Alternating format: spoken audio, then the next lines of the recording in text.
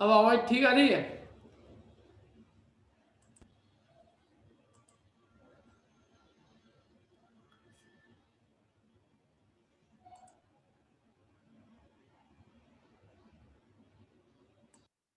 आवाज ठीक आ रही है? ओके, चलो।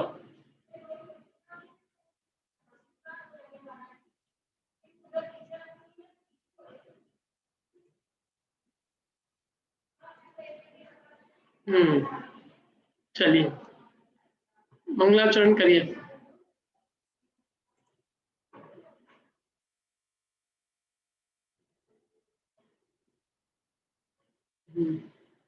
मिंटा जी मंगलाचरण करिए।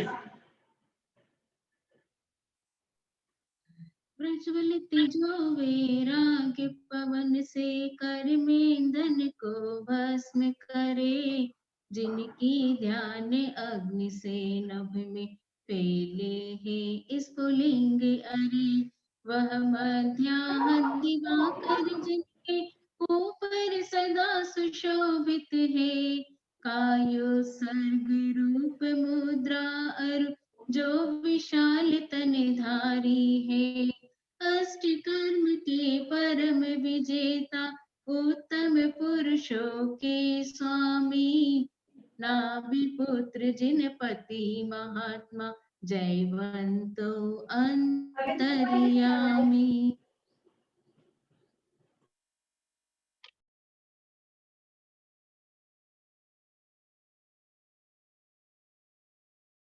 कौन सा अधिकार चालू करेंगे आज अपन? 22वें नंबर का अधिकार, एकत्व भावना। अब इसमें मंगलाचरण में स्वानुभव गोचर, जो स्वानुभव के गोचर है, ऐसे तेज के वर्णन की प्रतिज्ञा करते हैं। देखिए,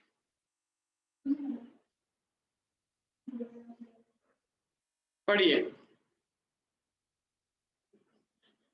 हाँ, अनिता जी पढ़िए।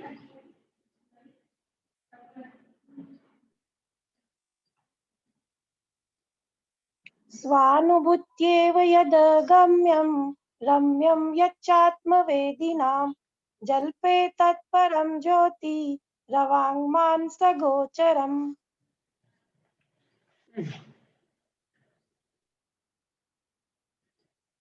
पढ़िए मिंटा जी। आज आपके दो मिंटा जी ने एक और पढ़िए, लॉग इन किया गया। हाँ, लैपटॉप पे किया गया। अच्छा, मोबाइल पे। स्वानुभव से गम्य है जो ज्ञानियों को रम्य है, मन वचन से गोचर नहीं उस तेज का वर्णन करूं। बहुत बढ़िया।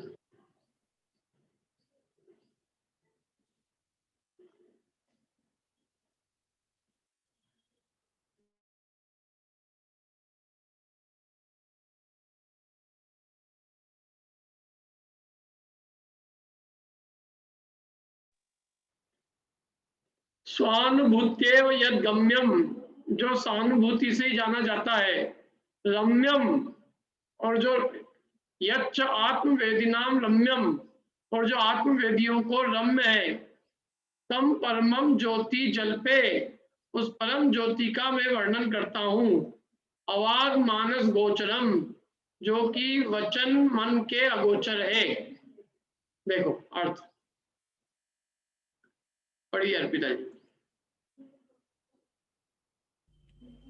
अर्थ, जो परम तेज स्वानुभव से ही जाना जाता है, आत्म स्वरूप के जानने वाले पुरुषों के लिए अत्यंत मनोहर है, जो वचन अगोचर है, मन के विषय से रहित है, उस परम तेज का मैं कुछ वर्णन करता हूँ।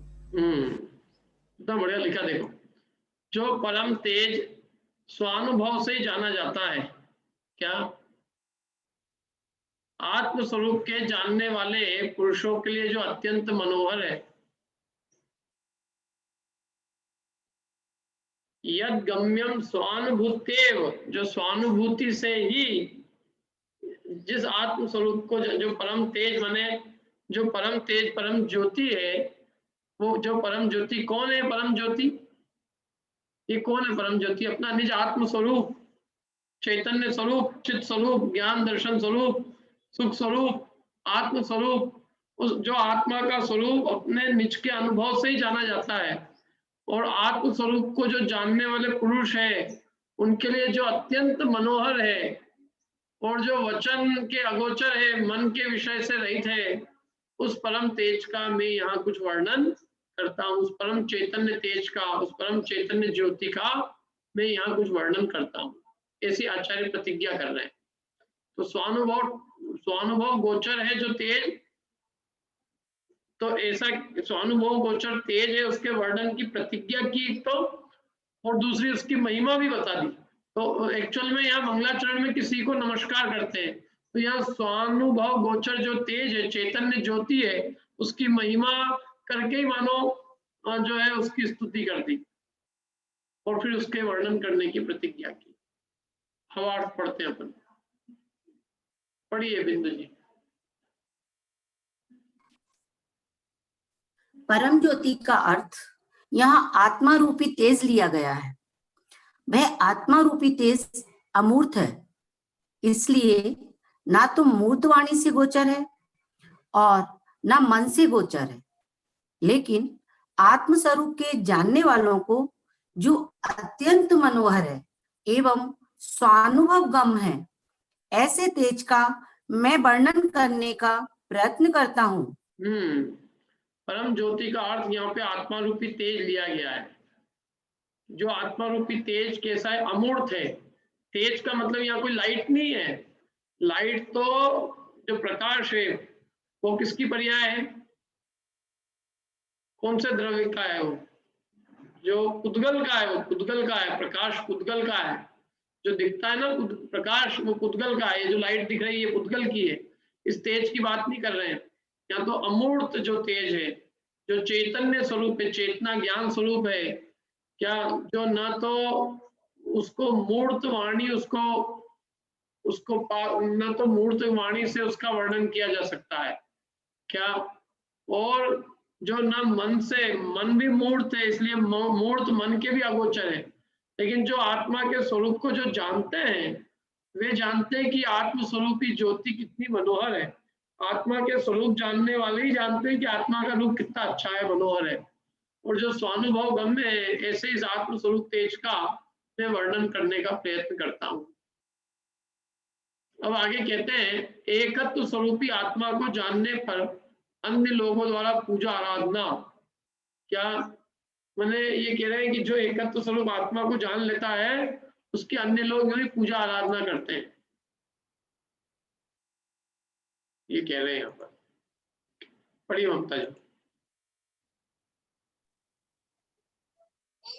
एक पद प्राप्त मात्वं तत्वं वेति य आराध्यते स एवान्ये तस्याराध्यो न विद्यते। एकत्वमय निज आत्मा को जानते जो भव्य जन, उनकी करे पूजा सभी, उनका न कोई पूज्य है। हाँ, एकत्व एक पद प्राप्तम, एकत्व एक पद को जो प्राप्त है, आत्म तत्वम अवेति, या जो आत्म तत्व को जानते हैं, एकत्व पद को प्राप्त इस आत्म तत्व को जो जानते हैं, आराध्यते स एव अन्य, वह अन्य के द्वारा आराधित, वह अन्य के द्वारा आराधे जाते हैं। और तस्य आराध्यो, उनका आराध्य न विद्यते, कोई नहीं होता, उनका आराध्य कोई नहीं है। वे सबके द्वारा आराध्य जाते हैं, सब लोग उनकी आराधना करते हैं, लेकिन उनका कोई आराध्य नहीं होता। कौन की कह रहे हैं?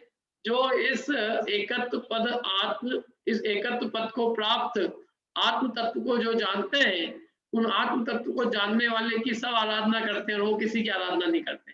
अरे उनकी सब पूजा करते हैं, वो किसी को नहीं पूजा करते। पढ़िए वाला होगी। अर्थ, जो भव्य जीव एकत्व स्वरूप को प्राप्त आत्म तत्व को जानते हैं, उस पुरुष की पूजा आराधना अन्य सभी लोग भी करते हैं, किंतु उसका आराध्य कोई नहीं होता, अर्थात वह किसी को नहीं पूजता।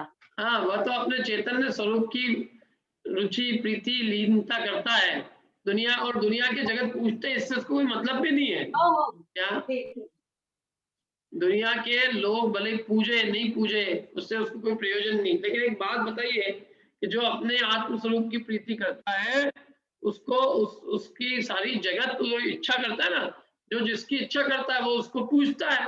हमें भी अपने आत्म स्वरूप की प्राप्ति की इच्छा है, इसलिए जिन्होंने प्राप्त की है वे हमारे लिए पूज्य आराध्य।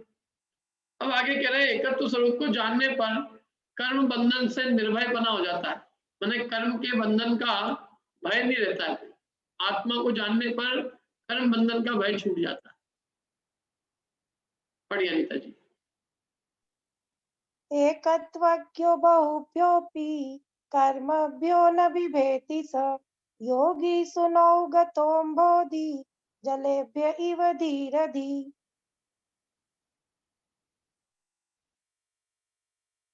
पढ़िए।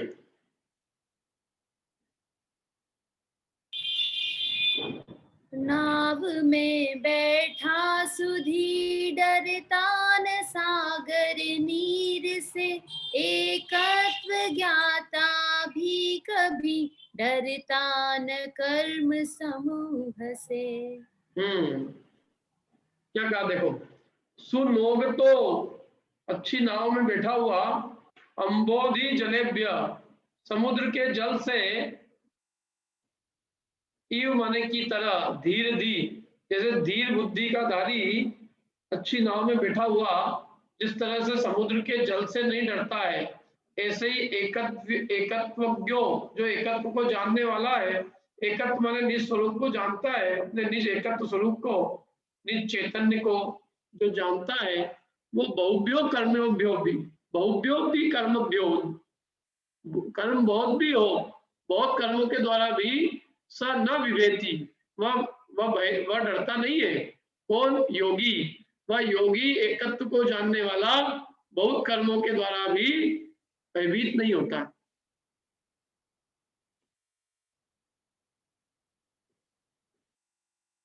पढ़िए सपना जी।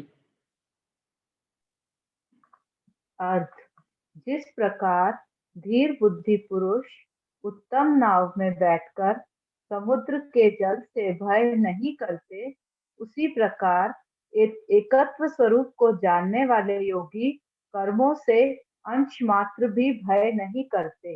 हाँ, कर्मों से डरते नहीं है। क्या होगा, कैसा कर्म का उदय आएगा, प्रभव क्या होगा, अरे क्या होगा। जो अपने निज स्वरूप को जानते हैं उन्हें कोई भय नहीं होता, कर्मों का भी भय नहीं होता। क्या? क्योंकि वे कर्म बांध ही नहीं रहे, तो कर्मों का भय क्या है? कर्म का भय वो करे जिसको अपने आत्मा का बोध नहीं है। जो कर्मों का उदय भोगता है उसको कर्मों का भय होता है, और जो अपने चैतन्य को भोगता है उसको कर्मों का कोई भय नहीं होता। जो कर्म की अपेक्षा करता है, पुण्य की अपेक्षा करता है, उसको डर लगता है कि पाप का उदय नहीं आ जाए। जिसको पुण्य पाप दोनों के फल, दोनों के प्रति उदासीनता है, उसे पाप के फल से कोई भय नहीं होता और पुण्य के फल की कोई वांछा नहीं होती। और तो और वो किसी कर्म के समूह से नहीं डरता है, क्योंकि वो अपने निज चैतन्य ज्योति का अनुभवता है, तो उसको कोई कर्म की आवश्यकता नहीं, कर्म का भय भी नहीं। वो कहता है मैं तो अपनी इस चैतन्य ज्योति को भोग रहा हूँ, उसको भोगने से मुझे कोई रोक नहीं सकता। कोई भी कर्म का उदय आना हो तो आओ, मैं अपने इस चैतन्य स्वरूप में ऐसा दृढ़ता से स्थित हूँ कि अब मुझे किसी कर्मों का भी भय नहीं है। अब आगे क्या कहते हैं, चैतन्य का ज्ञान होने पर बारंबार उसी का चिंतन करते हैं। चैतन्य का ज्ञान हो जाए फिर बारंबार उसी का चिंतन करते हैं। चैतन्यकत्व संवेति दुर्लभा सैव मोक्षदा, लब्धा कथम कथंचित् चेत् चिंतनीया मुहुर्मुहुः।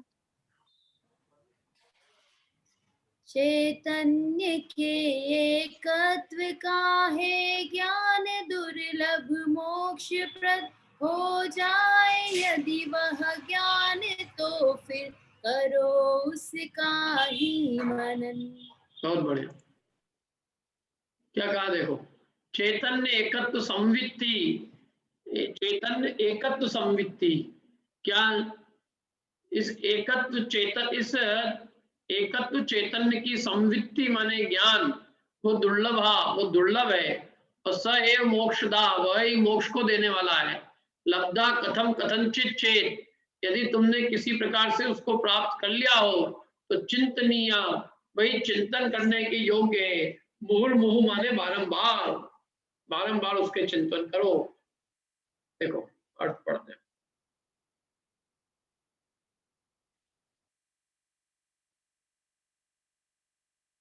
पढ़िए शीतल जी। अर्थ, चैतन्य के एकत्व का ज्ञान अत्यंत दुर्लभ है, किंतु वह ज्ञान ही मोक्ष को देने वाला है। इसलिए यदि किसी प्रकार उस चैतन्य का ज्ञान हो जाए तो बारंबार उसका ही चिंतन करना चाहिए। हाँ, चैतन्य के एकत्व का मैंने निस्वरूप का ज्ञान होना ही दुर्लभ है। बोधि दुर्लभ है कि नहीं है? अपने आत्म स्वरूप का बोध होना, ज्ञान होना अत्यंत दुर्लभ है, और वो ज्ञान ही वास्तव में मोक्ष को देगा। यदि किसी को हो भी जाए तो ऐसा नहीं अब तो मेरे को हो गया, अब तो मेरा संसार कटना पक्का है, पुद्गल परावर्तन में मोक्ष चले जाऊंगा। अरे भैया, तुम कहाँ से मोक्ष चले जाओगे? पहली बात, तुम्हें उसकी रुचि है, यदि सचमुच तुम्हारी अनुभूति है तो तुम्हें तो आनंद रूप लगना चाहिए और बारंबार उसकी भावना करना चाहिए कि निरंतर मेरे को उसी की अनुभूति हो, उसकी प्राप्ति हो, बारंबार उसका ही चिंतन, उसकी ही घोलन मनन करना चाहिए। जिसका रस आता है जिसको, वो उसी का चिंतन मनन करता है। क्या वो ऐसे निश्चिंत नहीं बैठता है, बल्कि उसको रस है तो वो और उसमें डूबने का अभ्यास करता है।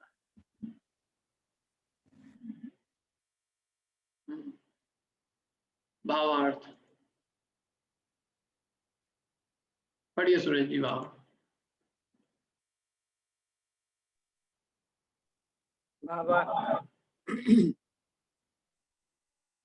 इस समय आत्मा समस्त कर्म संबंध से रहित है।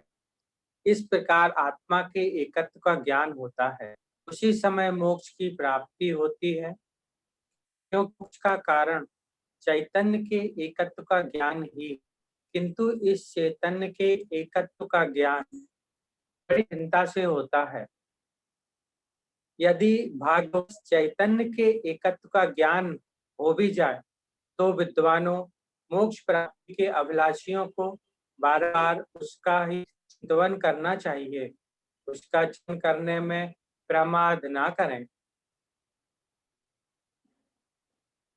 आगे इसी आशय को लेकर समाचार गाथा 4 में भी कहा है, जितने भी जीव हैं। एक बड़ी गाथा पढ़ लेते ना मन। सुत परिचिदानुभूता सर्वस्व विकाम भोग बंध कहा, एयत्तस्तुलंबो नवरीण सुलहो विहातस्स। अर्थ, संसार में जितने भी जीव हैं उन सबने प्रायः काम भोग बंधन की कथा तो सुनी ही है, उसका परिचय और अनुभव भी किया है। इसलिए काम भोग बंधन की कथा उनके लिए सुलभ है, किंतु एकत्व और विभक्त आत्मा का उनको ज्ञान नहीं हुआ, इसीलिए उसकी प्राप्ति सुलभ नहीं। अतः हे भव्य जीवो, उस एकत्व विभक्ता की प्राप्ति के लिए उद्योग करो। हाँ, सब चीजें सुलभ है। धन गण कंचन राज सुख सब ही सुलभ कर जान। दुर्लभ है यदि संसार में तो एक यथार्थ ज्ञान की प्राप्ति होना दुर्लभ है। इसलिए यहाँ प्रेरणा दी है कि हे भव्य जीवो, तुम उस एकत्व विभक्त के आत्मा के ज्ञान के लिए उद्यम करो, उसी को जानने का उद्यम करो, उसी को प्राप्त करने का करो, उसी की कथा को सुनो। किसकी? उस एकत्व विभक्त आत्मा की कथा को सुनो, उस एकत्व विभक्त आत्मा की कथा के परिचय प्राप्त करो और उस एकत्व विभक्त आत्मा का ही अनुभव करो। क्यों? क्योंकि बाकी सब काम भोग बंधन की कथा तो तुमने अनंत बार सुनी है, परिचय में आई है और अनुभव में भी आई है, लेकिन एक केवल एकत्व विभक्त आत्मा की बात न तो अब तक सुनी है, न परिचय में आई है और न अनुभव में आई है। क्या? इसलिए बारंबार उसी एक की अनुभूति, उसी को सुनना, उसी का परिचय करना, वही वास्तव में ज्ञानियों को योग्य है। उसको करने में उन्हें किंचित मात्र प्रमाद नहीं करना चाहिए। उस एकत्व विभक्त प्राप्ति की प्राप्ति के लिए उद्यम करना चाहिए, उद्यम, प्रमाद नहीं करना चाहिए। और प्राप्ति हो भी जाए तो निरंतर उसमें स्थिरता का अभ्यास, स्थिरता बढ़ाने का उद्यम करना चाहिए, ताकि हमें अल्पकाल में मुक्ति सुख की प्राप्ति हो, निराकुल अनंत सुख की प्राप्ति। अब कह रहे हैं आगे, साक्षात सुख जो है वो मोक्षाभिलाषी द्वारा ही सिद्ध है।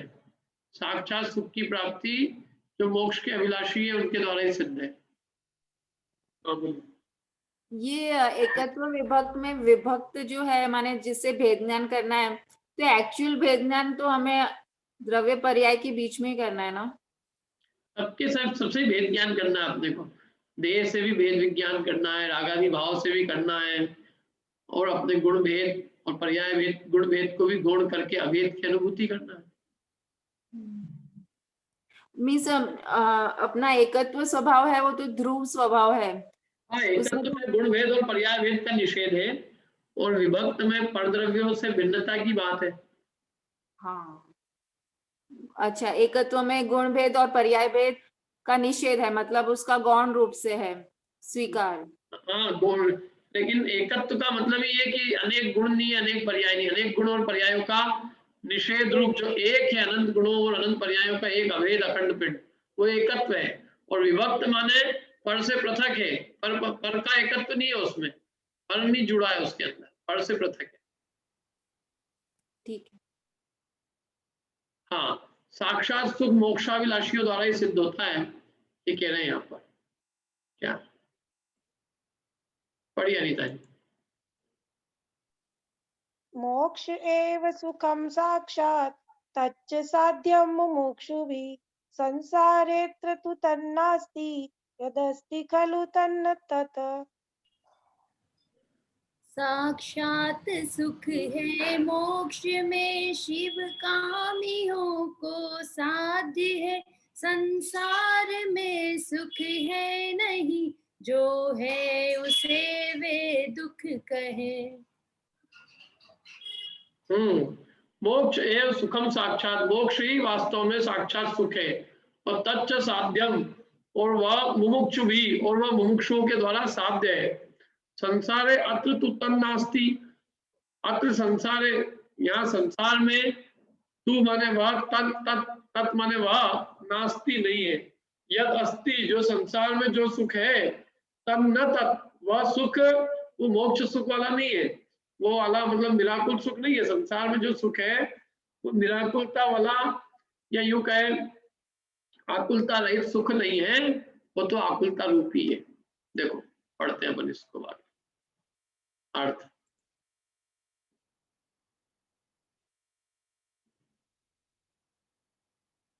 पढ़िए वीरेंद्र जी।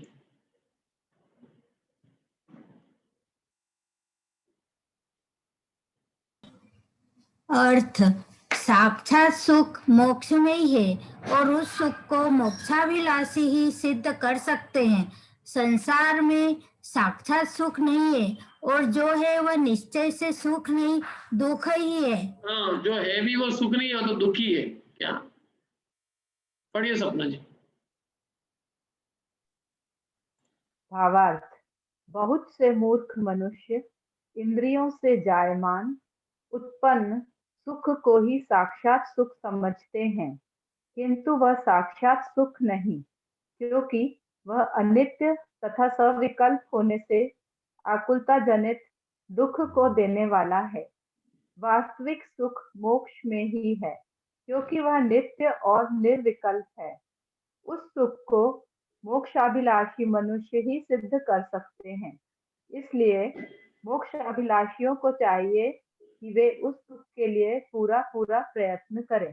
हाँ, मुक्ति के सुख के लिए पूरा प्रयत्न करें। ये जो सांसारिक सुख है कोई सुख नहीं है, तो अनित्य है, अभी है कभी बाद में नहीं है।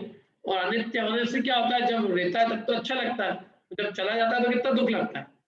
जिस चीज से हम सुख मान रहे हैं, जिसका भी सुख भोग रहे हैं, तो वो चीज चली जाएगी कि नहीं जाएगी, जब कितना दुख होगा। बोलो मकान से बहुत सुख हो रहा है, मकान में आग लग जाए, कोई भी चीज का, वस्त्र का सुख लग रहा है, वस्त्र पे कीचड़ लग जाए, क्यों खाने पीने का बहुत सुख मिल रहा है, दांत खराब हो जाए, मुंह में बीमारी हो जाए, कैंसर हो जाए, रोग हो जाए, क्या करोगे। शारीरिक सुख क्षण मंगल है सब क्या, और विकल्प है, बहुत आकुलता होती है इनमें, और आकुलता से बहुत दुख भोगते हैं। इसलिए वास्तविक सुख तो स्वाश्रित स्व आश्रय से उत्पन्न मुक्ति में ही है, कि वो नित्य है, निर्विकल्प है, और उस सुख को मोक्षाभिलाषी मनुष्य सिद्ध कर सकते हैं, और इसलिए उनको सिद्ध करने के लिए पूरा पूरा प्रयत्न करना चाहिए। ठीक है, संसार के संबंधी हमें प्रिय नहीं, क्या ये कह रहे हैं? ये शादी ब्याह में जाओ तो सुना देना किसी को, एक गीत ये सुना देना उनको। अपन ये तो बहुत सुनाया अपन ने, हम तुम्हारे हैं तुम हमारे हैं। अब ये कहना उनको, न तुम हमारे हो हम न तुम्हारे हैं, तो फिर यहाँ आए क्या के लिए शादी में, केवल औपचारिकता निभाने आए हैं। संसार के संबंधी हमें कोई प्रिय नहीं, कोई प्रिय नहीं, सबकी सेवा करनी पड़ती है, और क्या उसे प्रियता क्या है, अच्छा बना क्या है बताओ। पढ़िए ममता जी।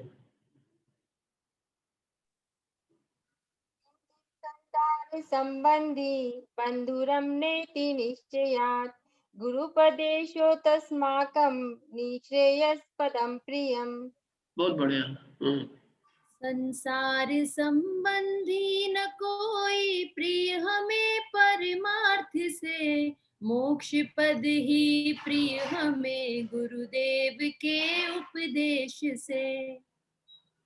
क्या कह रहे हैं देखो, किंचित संसार संबंधी बंधुरम न इति निश्चयात्, किंचित मात्र भी संसार संबंधी बंधु मने मित्र, न इति नहीं हमारा इतना निश्चयात्, ऐसा निश्चय से कोई भी संसार संबंधी हमें, कि कोई किंचित मात्र भी हमारा कोई बंधु नहीं। क्या संसार संबंधी बंधु माने संसार संबंधी कोई भी वस्तु हमारी बंधु माने हमें प्रिय नहीं है। और गुरु उपदेश से अस्माकम, गुरु उपदेश से हमको निश्रेयस माने मोक्ष पदम पद प्रियम प्रिय है, माने संसार संबंधी कोई चीज हमको प्रिय नहीं है, और गुरु के उपदेश से हमको मोक्ष पद बहुत प्रिय है। ये बात कही है। तो पढ़िए तारा जी, पढ़िए। अर्थ, संसार संबंधी कोई भी वस्तु निश्चय से हम ठीक है, निश्चय से हमको प्रिय नहीं है, किंतु श्री गुरु के उपदेश से हमको मोक्ष पद ही प्रिय है। बहुत बढ़िया। संसार संबंधी कोई भी वस्तु निश्चय से हमको प्रिय नहीं है, श्री गुरु के उपदेश से हमको मोक्ष पद ही प्रिय प्यारा है, और कुछ प्यारा नहीं।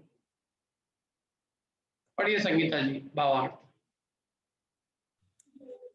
अनेक मनुष्य संसार में स्त्री, पुत्र, मित्र, सुवर्ण आदि पदार्थों को प्रिय मानते हैं, किंतु निश्चय से वे हमको प्रिय नहीं हैं, क्योंकि वे दुख को ही देने वाले हैं। यदि कोई हमें प्रिय है तो श्री गुरु के उपदेश से जिसका स्वरूप जाना गया है, ऐसा मोक्ष पद ही हमें प्रिय है। बहुत बढ़िया। यदि कुछ प्रिय है तो मुक्ति ही प्रिय है, मुक्ति के अलावा और कुछ भी हमें प्रिय नहीं है। अब आगे कह रहे हैं संसार में स्वर्ग के सुख भी विनाशी है। जब स्वर्ग का सुख भी क्षण भंगुर, नाशवान, अनित्य, विनष्ट होने वाला है, तो अन्य सुखों की क्या बात करें, अन्य सुख शाश्वत रह जाएंगे। अच्छा, आपके ये जो भी पर्याय के सुख है, जो भी आपके घर गृहस्थी संबंधी जो कुछ भी है सुख है, जो भी है सुख मान भी लो, तो कितने दिन तक रहेंगी? क्यों है? जितने भी, अरे अपनी अवस्था दिन पे दिन क्षीण हो रही है भैया, शरीर क्षीण हो रहा है, यहाँ नित्य घटती आयु है, नित्य घट रही है आयु, जर जर जरा नजदीक आती जा रही, काल की काली घटा प्रत्येक क्षण मंडरा रही, किंतु पल पल विषय तृष्णा तरुण होती जा रही। भोग सम वो है ना, किसी को याद है ये?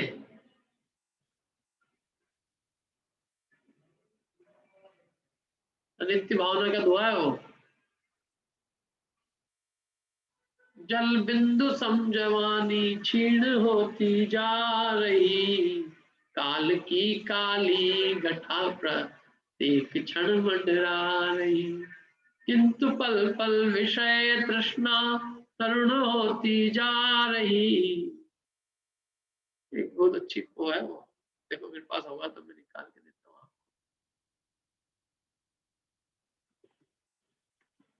काल की काली घटा,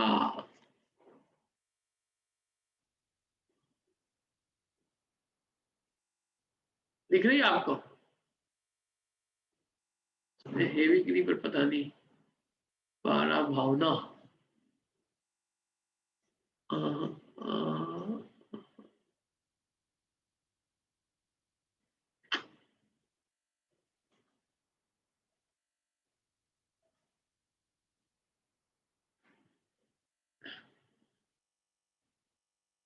इसमें नहीं है। चलो, किसी के पास है कोई बुक को शेयर कर दे? किसी के पास नहीं है। चलो ठीक है, कोई बात नहीं, अपन तो आगे कहीं पढ़ेंगे। संसार में स्वर्ग सुख भी विनाशी के, तो अन्य सुखों की क्या बात है, ये पढ़ते हैं अपन तभी। पढ़िए विंटेज, बोलिए।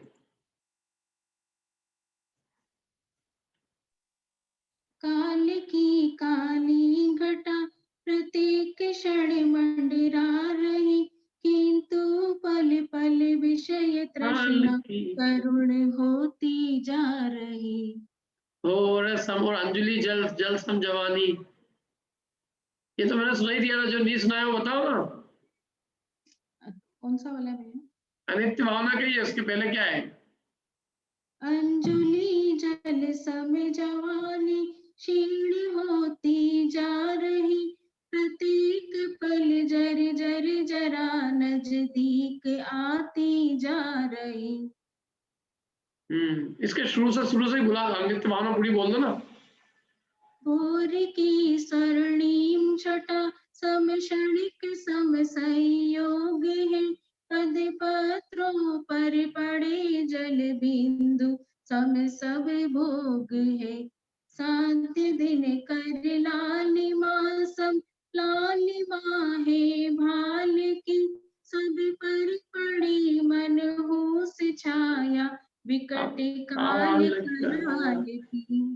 ठीक है, इसके आगे तो वही है ना फिर सब। ठीक है, चलिए पढ़िए।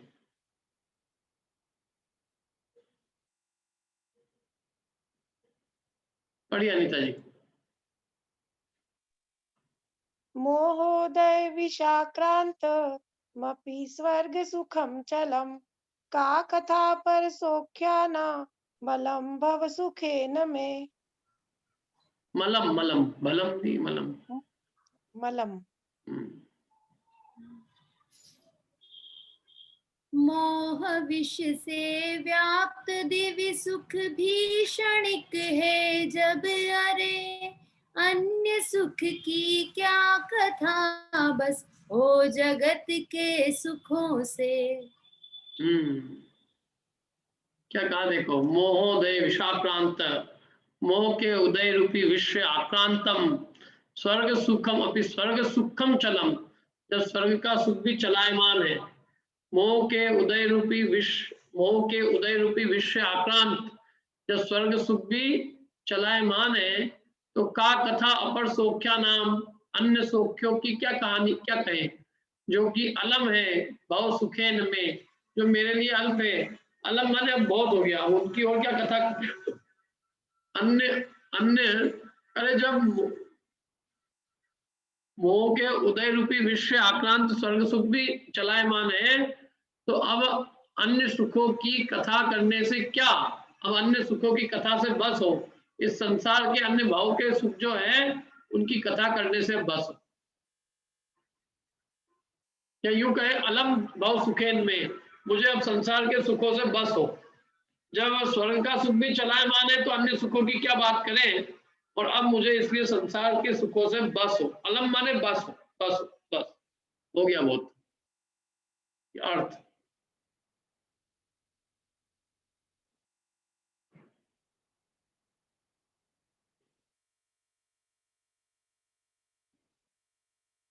पढ़िए बोल सिंधु जी। यदि मोहोदय रूपी विष से व्याप्त स्वर्ग सुख भी संसार में विनाशिक हैं, तो स्वर्ग से भिन्न जितने भी सुख हैं उनकी क्या कथा है, अर्थात वे तो अवश्य ही विनाशिक हैं। इसलिए मुझे संसार संबंधी सुख नहीं चाहिए। नहीं चाहिए अपने को। क्या संसार का सुख तो नहीं चाहिए, लेकिन यहाँ पे जरूर अपने को सराफा का सुख चाहिए। इंदौर का संसार का तो नहीं चाहिए। क्या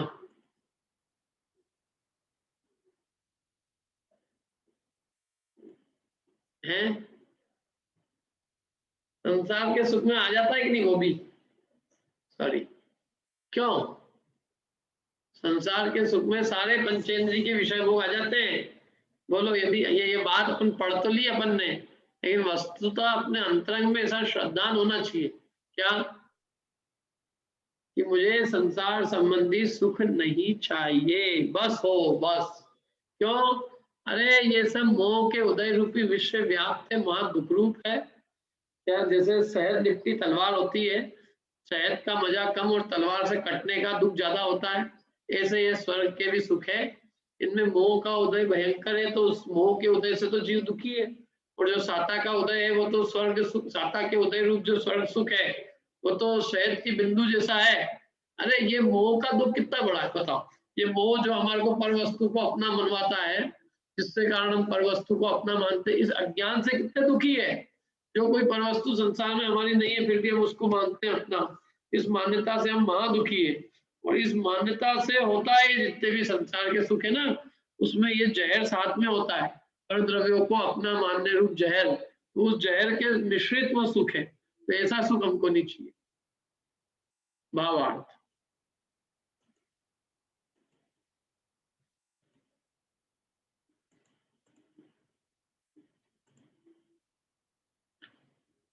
आशा जी कम है भावार्थ? आशा जी पढ़िए भावार्थ। भावार्थ। समस्त मनुष्य का यह सिद्धांत है कि संसार में सबसे उत्तम सुख स्वर्ग सुख है, किंतु यह उन मनुष्यों का भ्रम है, क्योंकि मोहोदय रूपी विष से व्याप्त यह स्वर्ग सुख चलायमान है, विनाशिक है।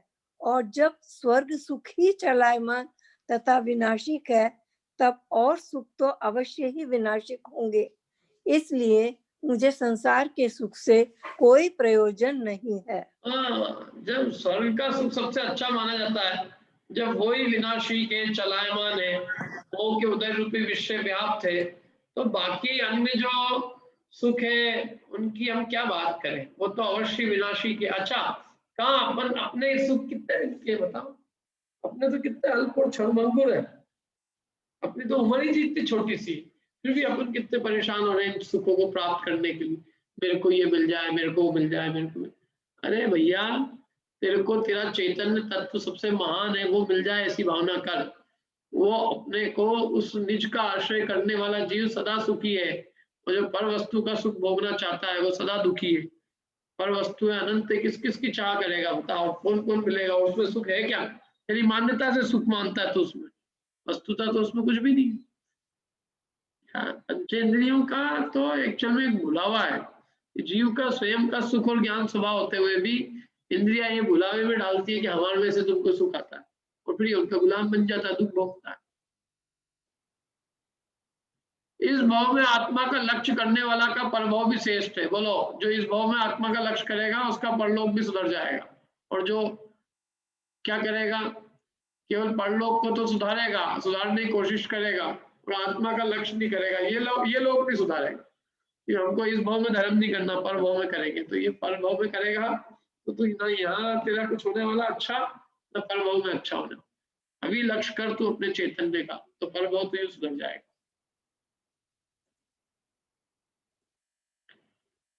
बड़ी ममता जी। लक्ष्यीकृत्य सदात्मानं शुद्धबोधमयं मुनि आस्तेय सुमतिश्चात्र सौप्यमुत्र चरन्नपि। सद्ज्ञानमय निज आत्मा का लक्ष्य जो बुध मुनि करे, परलोक में भी वे निजात्मा का सदा आश्रय करे। हाँ, लक्ष्यीकृत्य सदा आत्मानम शुद्ध बोधमयम, शुद्ध ज्ञानमय आत्मा का जो सदा लक्ष्य करता है जो मुनि, शुद्ध ज्ञानमय आत्मा का जो सदा लक्ष्य करते हैं जो मुनि, आस्ते यह सुमति च अत्र, अत्र माने यहाँ, वे यहाँ तो सुमति आस्ते, यहाँ तो वे सुमति के धारक होते ही हैं, और अपि सो अपि वह अमूत्र परभव में भी, चरण नपी माने परभव में भी वो उस आत्मा का आचरण करते हैं, उसका लक्ष्य करते हैं।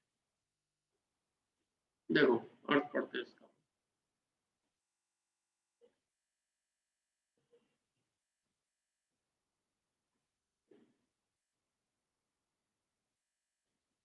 पढ़िए अनीता जी अर्थ।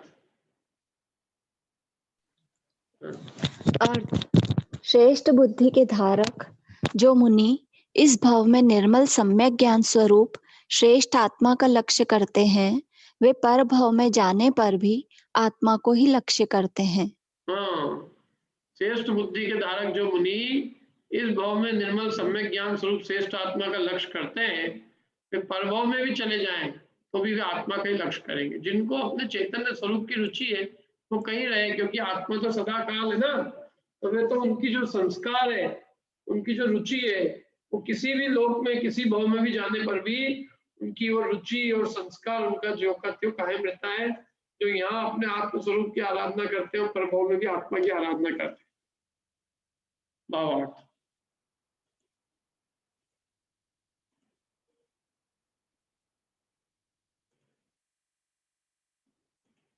पढ़िए साधना जी भावार्थ। भावार्थ, आत्मा सम्यक ज्ञान स्वरूप अति श्रेष्ठ है, इसलिए जो उत्तम बुद्धि के धारक मुनिराज इस भाव में आत्मा को लक्ष्य करते हैं, वे मुनि परभाव में जाने पर भी आत्मा का वैसा ही लक्ष्य करते हैं। इसलिए मुनियों को चाहिए कि वे निरंतर आत्मा को लक्ष्य में रखें। हाँ, जो इस भाव में आत्मा का लक्ष्य रखते हैं, वे परभाव में भी आत्मा का लक्ष्य रखते हैं। इसलिए हमें इस भाव में अपने निज स्वरूप का लक्ष्य करना चाहिए, तो हम परभाव में भी लक्ष्य रख पाएंगे। इस लोक में यदि हमने परद्रव्यों का ही लक्ष्य रखा, तो परभाव में भी हम परद्रव्यों का ही लक्ष्य रखेंगे, उन्हीं में मगन रहेंगे। और क्या है, देखो अब क्या कहते हैं, आत्म स्वरूप में स्थित होकर वीतराग मार्ग पर चलने से मोक्ष की प्राप्ति। आत्म स्वरूप में स्थित होकर तो वीतराग मार्ग पर चलता है तो उससे क्या होती है, मुक्ति की प्राप्ति होती है, कहते हैं। यहाँ पर पढ़ते हैं फिर।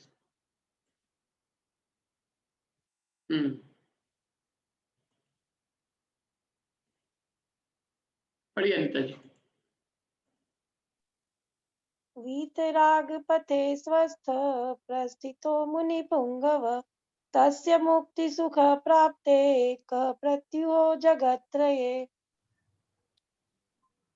स्वस्थ मुनि जो वीतरागी मार्ग में करते गमन, इनको नहीं त्रयलोक में शिव प्राप्ति में कोई विघन। वीतराग पथे स्वस्थ, वीतराग मार्ग में स्व में स्थित रहकर जो मुनि पुंगवा प्रस्थित हो, माने जो वीतराग मार्ग में स्थित रहकर, जो वीतराग मार्ग में स्थित रहते हैं, ऐसे मुनि पुंगव को मुक्ति सुख प्राप्त, मुक्ति सुख की प्राप्ति में का प्रत्ययो, कौन से विघ्न है, जगत त्रय, तीन लोक में उनको मुक्ति सुख प्राप्त करने में कौन विघ्न आ सकता है। जो मुनि अपने वीतराग पद में स्थित होकर अपने निज स्वरूप में स्थित होते हैं।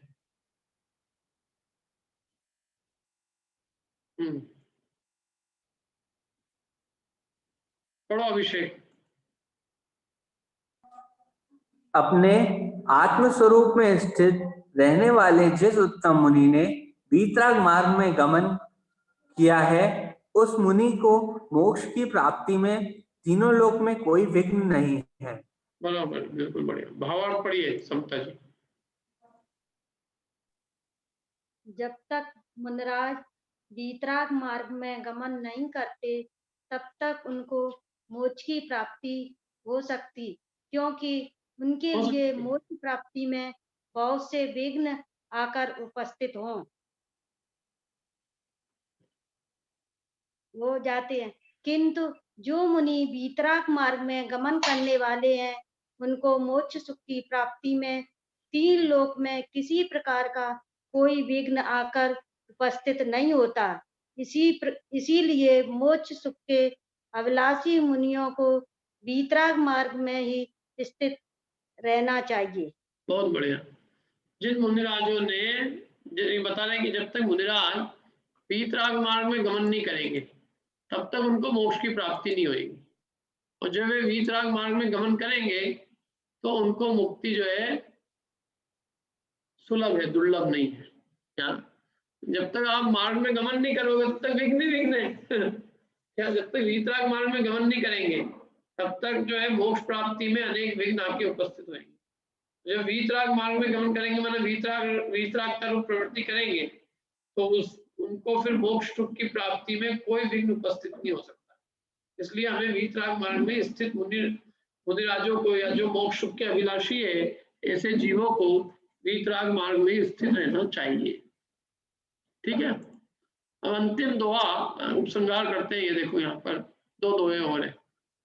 उपसंहार में एकत्व भावना करने पर मोक्ष लक्ष्मी का संपादन, मोक्ष लक्ष्मी की प्राप्ति होती है, ये कह रहे हैं यहाँ पर।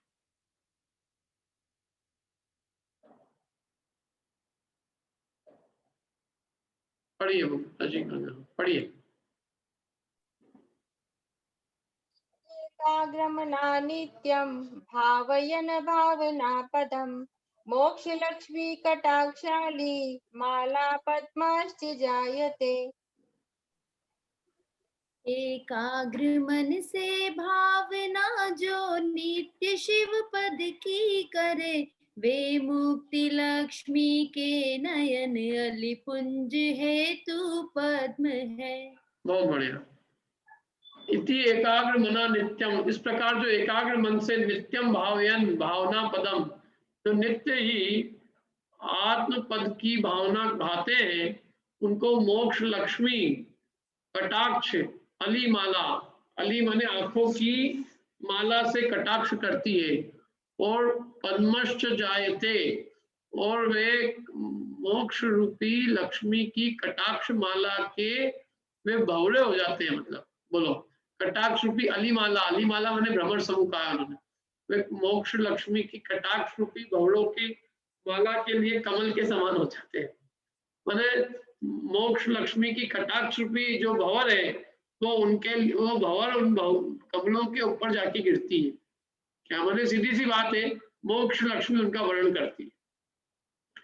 क्या जैसे कमल पे भोरे आके अपने आप खुद कमल पे भोरे आते हैं ना, ऐसे मुक्ति उनका वर्णन, मुक्ति रूपी लक्ष्मी की कटाक्ष रूपी भंवरों की माला वो स्वयं उन मुनि रूपी कमल के पास आकर स्थित हो जाते हैं। देखो अर्थ पढ़ते हैं।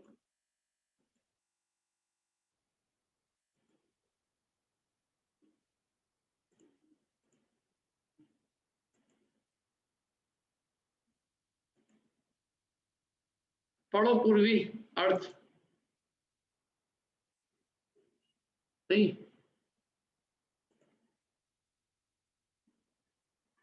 शेखर जी पढ़िए। शेखर जी।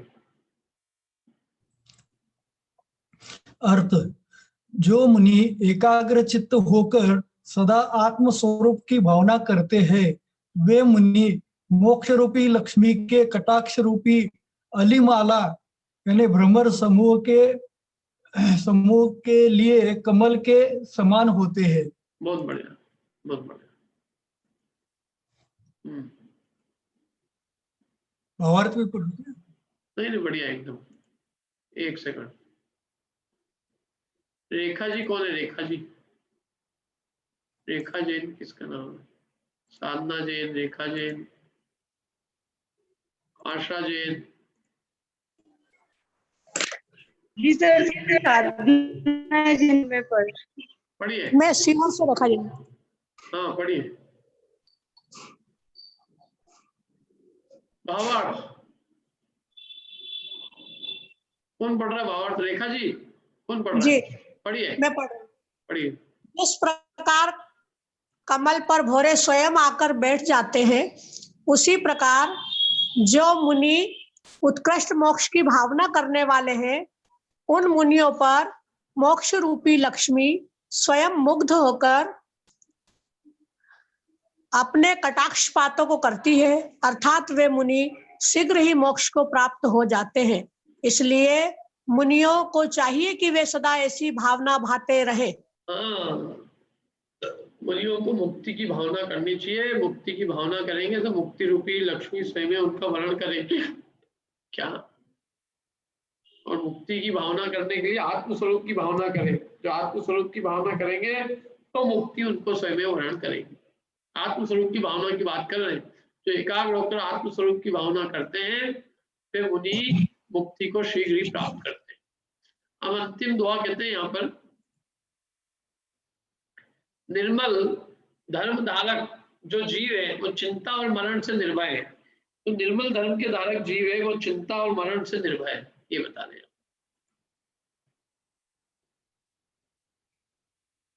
पढ़िए अनिता जी।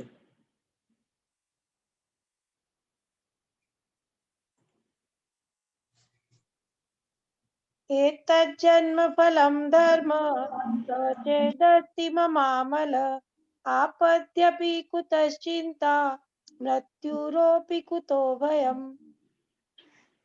इस जन्म का फल धर्म निर्मल मम हृदय में यदि बसे, तो आपदाओं की कभी चिंता मरण भय ना रहे। हाँ, एतत् जन्म फलम धर्म, क्या कह रहे हैं? एतत् जन्म फलम धर्म, इस जन्म का जो फल है धर्म, सचेद अस्ति मम, यदि वह मेरे में है, अमला निर्मल, यदि इस जन्म का फल धर्म यदि मेरे में है, मतलब इस जन्म का फल निर्मल धर्म यदि मेरे में है, तो आपद्यपि कुतः चिंता, तो आपदाओं की क्या चिंता, और मृत्यु अपि कुतो भयम, और मृत्यु से भी काय का भय। यदि धर्म मेरे हृदय में है तो मेरे को आपदाओं की चिंता नहीं और मरण का कोई भय नहीं। अर्थ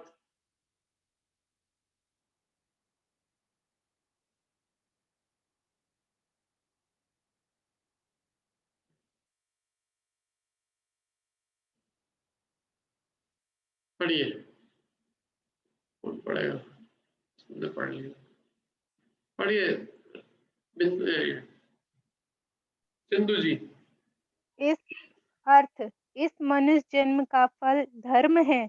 यदि मुझ में वह निर्मूल धर्म मौजूद है, निर्मल धर्म मौजूद है, तो आपत्ति के आने पर भी मुझे चिंता नहीं और मरण से भी भय नहीं। हाँ, तो मेरे को आपत्ति की चिंता नहीं है और मरण का कोई मेरे को भय नहीं है। पढ़िए मिंटा जी। भावार्थ, जब तक निर्मल धर्म की प्राप्ति नहीं होती तब तक आपत्ति आने पर चिंता होती है तथा जन्म मरण से भी भय रहता है, किंतु यदि इस मनुष्य भव के फलस्वरूप निर्मल धर्म मेरे पास मौजूद है तो मुझे आपत्ति में भी किसी प्रकार की चिंता नहीं हो सकती और न जन्म मरण से भय हो सकता है। हाँ, आपत्ति की चिंता नहीं है और जन्म मरण का कोई भय नहीं है, क्योंकि मैंने निर्मल धर्म प्राप्त कर लिया। अब तक जब तक मेरे पास निर्मल धर्म नहीं था तब तक मैं जरा सी आपत्तियों से चिंतित हो जाता था, जन्म मरण का भय करता था। अब मैंने निर्मल धर्म प्राप्त कर लिया है, अब मुझे कोई आपत्ति की चिंता नहीं है और न मेरे को कोई जन्म मरण का भय। इस प्रकार श्री पद्मनंदी आचार्य विरचित श्री पद्मनंदी पंचनिष्ठिका नामक ग्रंथ में एकत्व भावना नामक 22वां अधिकार पूर्ण हुआ। ये 22 अधिकार पूरे हो गए। कल से अपन 23वां परमार्थ विंशति 20 दो है इसमें, परमार्थ विंशति, इसको कल चालू करेंगे। 3 ही अधिकार बचे हैं।